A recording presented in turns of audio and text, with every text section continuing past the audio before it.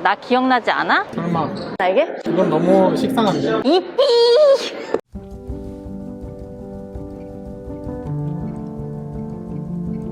네, 여러분 안녕하세요. 소설 찍고 앉아있는 우작가입니다.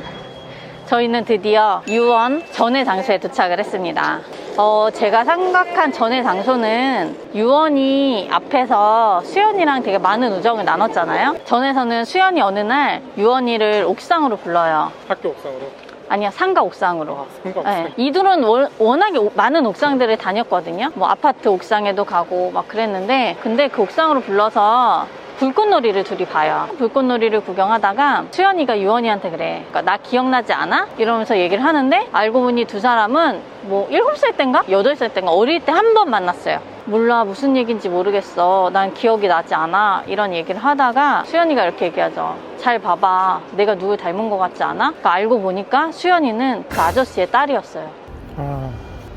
그거란 유원이는 정말 비틀거리면서 그 장소를 떠나요. 그러고 나서 두 사람은 잠시 이제 관계가 소원해지게 되거든요. 유원이가 되게 많이 생각을 해요. 왜 아저씨한테 자식이 있을 거라 생각을 못 했을까? 유원이 수연이를 옥상으로 불러요. 이제 얘기를 들어봐요. 너를 원래 알고 있었다. 근데 그래서 그 옥상에서 만난 날 이후에 널 피하기 위해서 일부러 옥상도 한동안 가지 않았는데 날 찾아온 건 너지 않았냐. 내가 너를 일부러 속이려고 한 건 아니야. 근데 더 늦기 전에 얘기를 해야 될 것 같았어. 이런 얘기를 하고, 수연이는 그 아저씨 딸이긴 한데 부모님은 이혼을 하신 상태예요. 수연이가 얘기하기를 아저씨는 좋은 아빠는 아니었어요, 원래부터. 수연이도 아빠와 사는 삶이 힘들었거든요, 굉장히. 그 아빠는 어릴 때부터 그냥 그런 사람이었어요. 어떤 사람이요? 일단 가정에 충실하지 않고 남봉꾼 기질도 있으며 한탕주의를 가지고 있었고, 엄마를 굉장히 많이 힘들게 하는 아저씨였는데, 유원이가 물어봐요. 그래도 너 나를 원망하지는 않았어? 라고 했을 때 수연이가 하는 말이, 멀쩡하던 아빠가 갑자기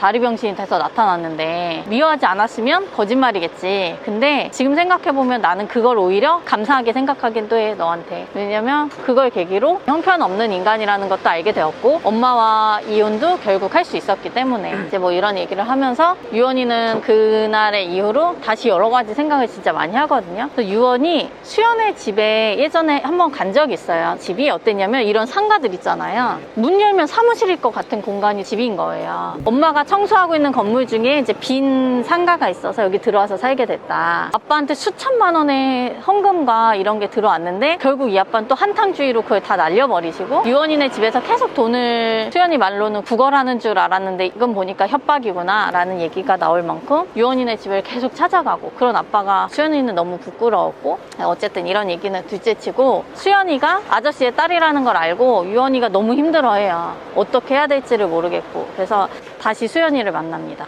그러면서 사실 수연이한테 되게 상처되는 말을 많이 해요. 네가 아저씨를 이해해주면 안 되니? 아저씨랑 다시 잘 살아봐. 막 이런 식의 얘기를 하거든요. 왜? 아저씨에게 가정이 있고 안정적인 삶을 살게 되면 나를 더 찾아오지 않을 수 있지 않을까라는 이기적인 생각에 수연이한테 얘기를 하고, 수연이는 또 그거에 되게 상처를 받아요. 저는 수연이가 앞서 제가 얘기한 것처럼 굉장히 사회 문제에 관심이 많고, 유원이보다 수연이가 더 사회에 좋은 사람, 사회에 도움이 되는 사람, 옳은 일을 해야 되는 사람, 약간 강박이 있나? 라는 생각이 책을 보면서 들었었거든요. 저는 그게 아빠의 사건이 영향을 미쳤다고 생각이 들었어요. 타인을 위해서 나누면서 살아야지 라는 생각을 수연은 자기도 모르게 하면서 살아온 게 아닐까? 안타까웠어요, 되게. 실제로는 수연의 얘기는 여기 거의 안 나와요. 이거는 화자 자체가 유원이기 때문에 유원이의 마음속 이야기는 많이 나오지만 다른 사람 얘기는 많이 안 나오거든요. 근데 그냥 수연이의 마음이 조금 읽혔던 그런 전의 장소였습니다. 예, 알겠습니다. 그럼 이제 그 마지막 장소로 한번 가볼까요? 네, 이제 여러분, 결입니다. 결에서 봐요. 제가 결의 장소로 카페를 정한 이유는, 유원이가 이제 수연이와의 관계가 조금 애매해지고 나서 자꾸 방송을 출연하자고 하는 아저씨 피해 다녀요. 그러다가 어느 날 아저씨가 학교 앞에 찾아오는 거예요. 근데 마침 수연이랑 같이 있었고 그걸 보고 수연이가 정말 아저씨한테 신랄한 비판을 하죠. 너 목숨값 너무 비싼 거 아니냐, 좀 깎아달라고 해라, 아직도 뜯어먹고 있냐. 이제 아저씨를 쫓아버려요. 유언이가 어느 날 아저씨가 자꾸 뭘 먹으러 가재. 그래서 어느 카페로 두 사람이 가요. 아저씨 얘기를 한참 들어주다가 유언이가 얘기를 하는 거예요. 아저씨 사실은 나는 아저씨한테 너무 감사하다. 그러면서 근데 방송 출연은 저는 힘들 것 같아요. 그러니까 아저씨가 대체 왜 그러니, 학원 때문에 그러냐, 너 공부 때문에 그러니, 막 이런 얘기를 했더니 유언이가 하는 얘기가 아니, 학원 때문이 아니고 당당하게 살고 싶어요 라고 얘기를 하면서 아저씨 저 그때 굉장히 많이 무거웠죠. 제가 너무 무거워서 아저씨 몸이 망가진 것 같아요. 유언이가 아저씨한테 그때 사건에 대해서 얘기를 하는 건 거의 처음이었던 것 같아요. 그러니까 아저씨가 이제 유언이 얘기를 들어주는데 유언이가 그렇게 얘기를 해요. 그런데 아저씨 저는 지금 아저씨가 저한테 너무 무거워요. 아저씨가 저한테 너무 무거워서 제가 망가질 것 같다. 이제 그러면서 이제 그만 찾아오라는 식으로 아저씨한테 얘기를 하는 거죠. 아저씨는 이제 그 얘기를 듣고 뭐 여러 가지 생각이 들었겠지만 그래 이제 얘기를 하고 그냥 그 자리를 떠나요.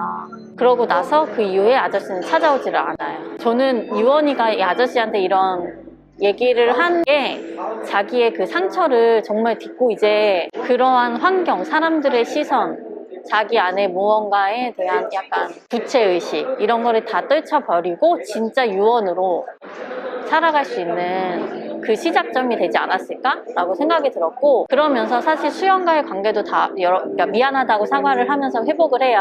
유언이는 이제 그냥 평범하게 살아갈 준비를 이제 마치는 거예요. 딱 그러면서 책이 끝나요. 이 책의 맨 마지막에 수연이랑 수연이 동생이 있어요. 남동생. 할머니를 보러 가면서 유언이한테 생일 선물을 해주겠다. 그래서 같이 갔는데 걔네들이 이제 용돈을 모아서 유언이를 패러글라이딩을 시켜주는 거예요. 산꼭대기로 데려가서. 유언이가 그렇게 해서 날아오르는 순간 여기서 딱 표현이 이렇게 돼요. 겨드랑이가 간질간질 하더니 무언가 후두둑 돋아났다고.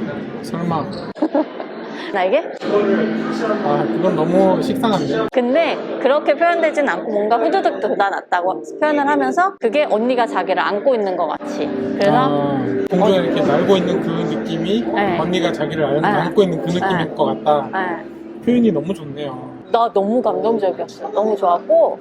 이 문장력이.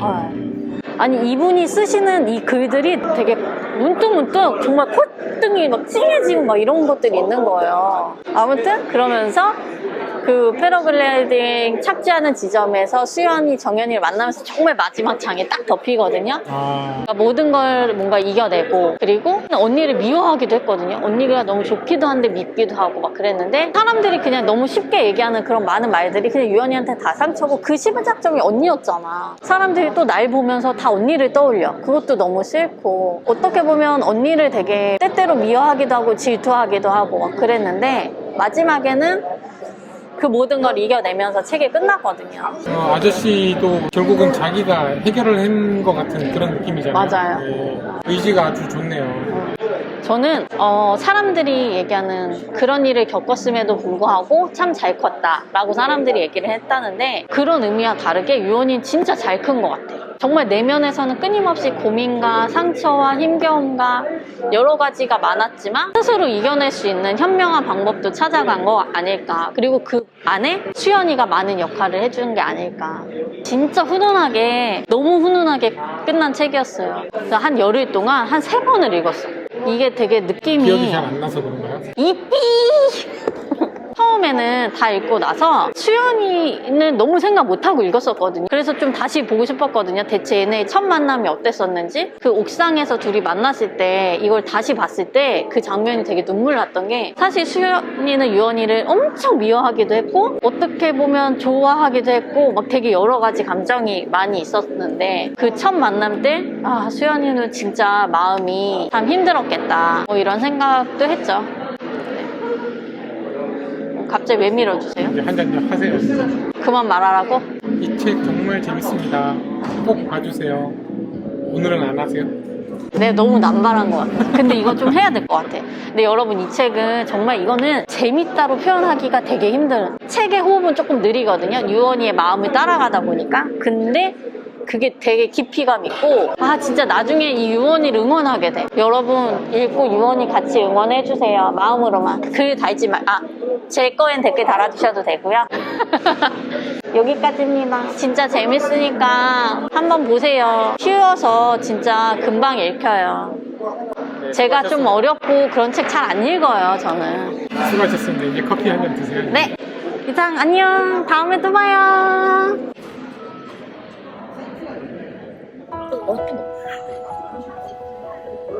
쉬울 수 있지 않았는데.